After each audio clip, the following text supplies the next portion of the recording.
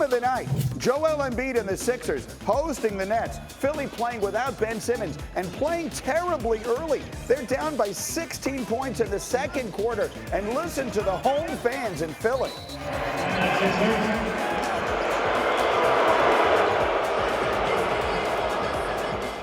They're getting booed like crazy in their own building, but then Timmy Legler, they start coming back, and it's all behind Joel Embiid. He played flat great in the second half. He did, and this is what the Sixers fans express frustration about, because they know what he's capable of when he has this kind of determination and commitment. Look, nobody in the league that can guard him down there. Look at the work inside there, and with that, he cut the game to 2. Again, they've been down by as many as 20. Fourth quarter, Sixers have the lead now, and look at Embiid stay with this play. Just watch him. I love the first part when he passed up the 3. That, some nights he takes and some nights he's committed to do this.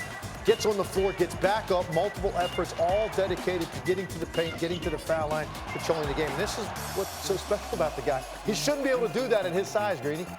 And you'd like to see more of it. There's a little Euro step. He wants to show you the whole repertoire. Shooting threes not as valuable as that. Okay, 3 seconds to go. Ball game is tied. The Nets have an opportunity to win it, but they can't get it done. Embiid is fired up again. They overcome a 20-point deficit to send it to overtime. And in the OT, it's more from Embiid. Yeah, and as great as he was offensively, what he did on the defensive end, he might be the only player in the league that can make 3 to 4 defensive plays that he made to help them win this game. That's what Joel Embiid brought to them last night. He gets the play started. That's finished by Milton. Milton, excuse me. Embiid, 39 points, 16 rebounds, all smiles as the Sixers come from behind on a night they were getting blown out and booed to get the win. And here was Embiid's assessment of his own performance. Quote, just proving I'm here, I belong, and being the best player in the world. I just intend to keep coming out every single night and just play hard and trying to get wins and go out to try and win a championship. I felt like the first part of the season, I was trying to make sure everybody was comfortable, tried to take a step back. But if we were going to go somewhere, I've got to be one of the guys doing it. Why don't we see that from Joel Embiid all the time? That's what the big question. That's the big mystery. And that's why, for me, this team is the biggest enigma in the NBA this year.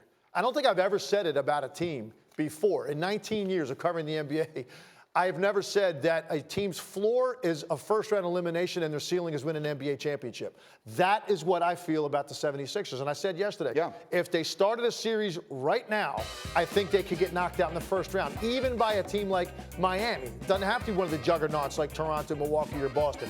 But you see them like this, and I say, well, if this were a consistent thing, when you watch the Sixers, and this is what you expected, and this is what you got, the Philadelphia 76ers could win the Eastern Conference. The problem is there's no prolonged stretch where this is their formula. And now listen, last night was a little bit different because Ben Simmons wasn't there. Right. And they've got big spacing issues. I get that. And I think they can overcome them because of their overall talent. But it's obviously easier for Embiid if Simmons isn't there. It's one less guy that needs to score inside of 6 But here's what last night did. It reaffirms the position I continuously take on this show, and I feel like I'm sort of on an island on this, that if those two guys are ultimately not suited to be together, the horse you ride is Embiid into the future, because the upside on him is genuinely, as he says, maybe as good a player as there is in the NBA. No, he can do things no other player in the league could do. The problem is with Ben Simmons, you get it every single night. You get the same concerted effort in a guy that plays to his strengths, a guy that's an elite level defensive player, and a guy that you think can be durable for 82 games. Joel Embiid, he's got conditioning issues, he's had health issues, and more importantly to me, he doesn't commit to playing the way he did last night for long stretches. Let's see if he can keep this up. Thank you for watching ESPN on YouTube. For more sports, highlights, and analysis, be sure to download the ESPN app.